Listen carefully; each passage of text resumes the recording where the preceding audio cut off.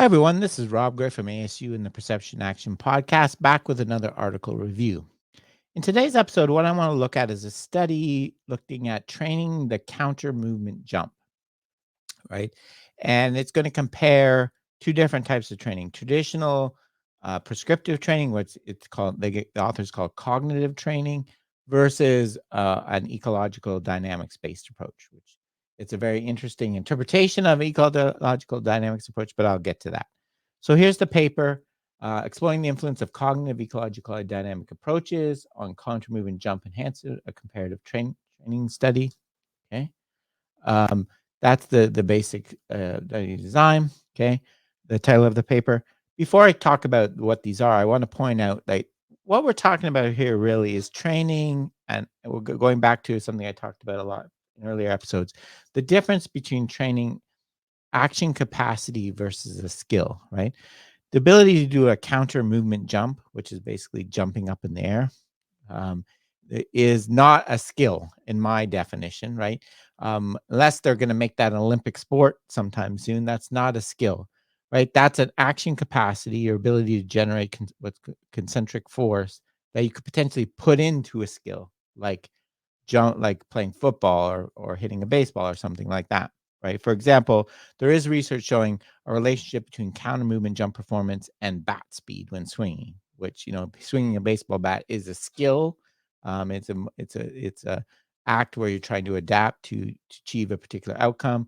Counter movement jump is just action capacity, right? You're not, when you do a counter movement jump, you're not trying to achieve any goal other than doing the jump itself, which is so that this, so we're looking at training action capacity here, which I've talked about before in that previous episode. So if you're interested, have a look. We're not really looking at skill training. So this is a bit different than the previous studies I've talked about, comparing and contrasting these different methods. Okay. So the counter movement jump, right? So the counter movement jump I think most people have seen this. You have the athlete stand on a force plate.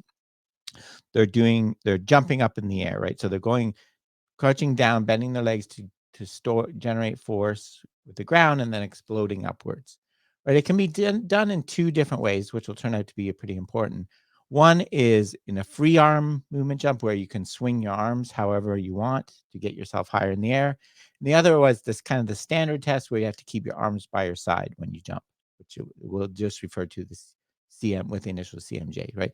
So those are the two basic types of this action. This action capacity test, right? And we know, right, we're taking the force, we're putting it into the action, right? As I mentioned, what they're going to do is compare um, two different approaches. As I mentioned, their interpretation of what an ecological approach is a little weird. Basically, they're breaking it down into the extent to which the coach practice is coach led versus athlete led, right? So in their cognitive training, you're going to see the practice is all coach led. The coach is deciding on the gym exercises, weight room exercises you're going to do to improve your counter movement jump performance. Where in the ecological dynamics, the athletes are going to be much more involved. Okay, so that's the basic idea here. So they're going to compare these two different approaches. I'll talk about them in detail in a second. Their main hypothesis was this: one is the standard counter movement jump test, which has you're not allowed to put your arms into it, has a very kind of prescribed, typical, not, so it doesn't allow for much redundancy, right? There's not that many different ways you can do it. That's what their argument is. So they expected to the cognitive approach where we tell you exactly how to do it to kind of have a greater advantage. Whereas the arms free one, where there's more variation in how you can execute the jump, that was where the benefit of the ecological dynamic approach is really going to shine through. And that's where they expected to find the benefit. Okay. So they had 36 participants who were just members of a local gym. They divide them into cognitive group, training group, and ecological dynamics training group, roughly the same age, same body mass in the groups. Okay. They pre and post, they assessed the two different methods. So they looked at your jump height, essentially, and your ability to generate force in the arms free and the standard test. Between the two, the groups did 12 weeks of training, which each training session was 90 minutes. Okay, so that's the basic design. Here's for those that haven't seen it. The top is showing the standard counter movement jump where you bend down, bend your knees and then jump up. You have your arms held at your side. The um, the bottom is showing the arms free one where you can put your arm swing into it. And obviously you could probably usually jump higher in the free arms, right? But you have to, you can coordinate the timing of when you use your arms and how you use your arms, right? There's more possibility for variability in the movement solution. It's a basic idea. The cognitive group, they went through this cycle of training with specific drills designed by the coach to improve leg strength, right? There were different types of muscle training excellence, strength exercises, one focusing on power, plyometric one. So kind of standard gym routine you might see, right? The details of it, when they went through initial warm-up phase, and the coach prescribed a whole bunch of different drills to them: drop jumps, ladder skipping, all these different repetitive medicine ball, all these kind of standard activities you might do in the gym to improve your jump, right? So the coach is telling them, giving them a prescribed training program, right? And they're going through this. That's essentially what the cognitive group.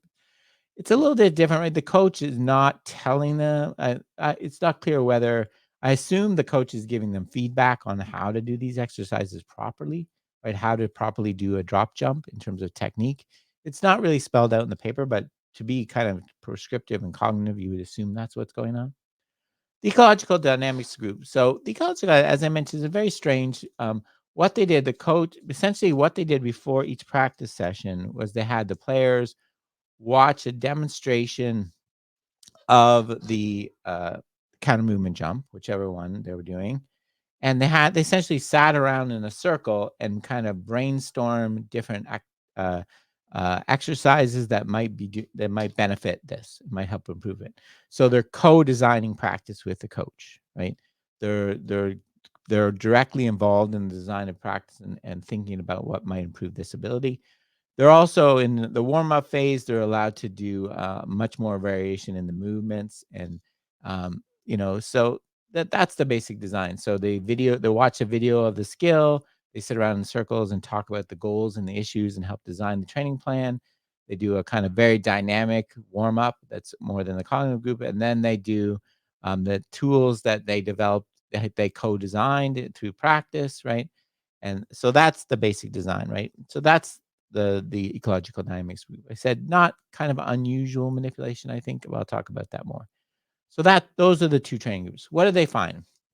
So both groups for both jumps improved with training.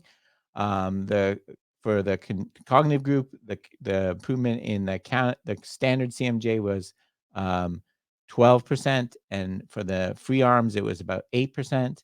For the ecological dynamics group, for the counter movement, it's 10%, and then for the free arms it was almost 20%. So what they found, so those are the kind of the overall results. If we look at kind of statistically, for the standard counter movement jump, there was no significant difference in the amount of improvement for the two training groups. They had the kind of the same results. For the counter movement free arms jump, there was a greater improvement for the ecological dynamics group. It's significantly larger improvement in performance, right? So look, this is kind of the basic findings. The authors argue that this supports their hypothesis that when you're training a movement with more possibility for variation in the movement solution, ecological dynamics is better. When you're training one that has a very small number of possible movement solutions, has to be done in a very particular way, then that's more suited to cognitive approach. Okay, so that was the overall conclusions of the paper. Here's my thoughts, right? As I mentioned, this is a very odd example of the ecological approach. They're mostly the biggest manipulation that I can see is they're allowing for co-design of practice, right, for the athlete. They're allowing them to think about the goals. So really, they're focusing on self-regulation, which is self-regulation I've talked about in the past, is the athlete being involved in the planning of their performance, assessing performance, reflecting on performance, regulating their outcomes. So it's more focused on intent and goals. It's not really getting at the heart of ecological dynamics, self-organization, right? We're not really focusing on that, right? Self-organization and having athlete-centered practice, self-regulation and athlete-centered practice are really not exclusive qualities of ecological dynamics approaches, right? You can have those things in traditional prescriptive approaches too, right? It's self-organization that's the key piece. There's not really much evidence that they had the athletes do much variation in the movements of during training, variability.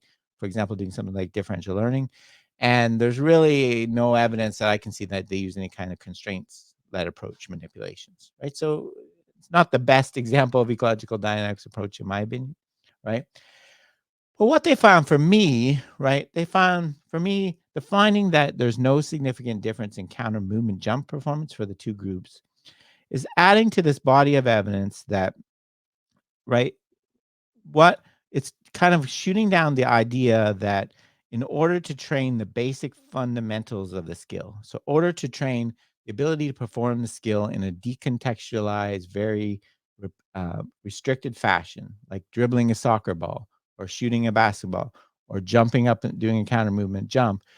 The idea for a long time, right, is that you need to decompose that action. We need to take it out of context. You need to have very blocked practice, all these kind of evidence.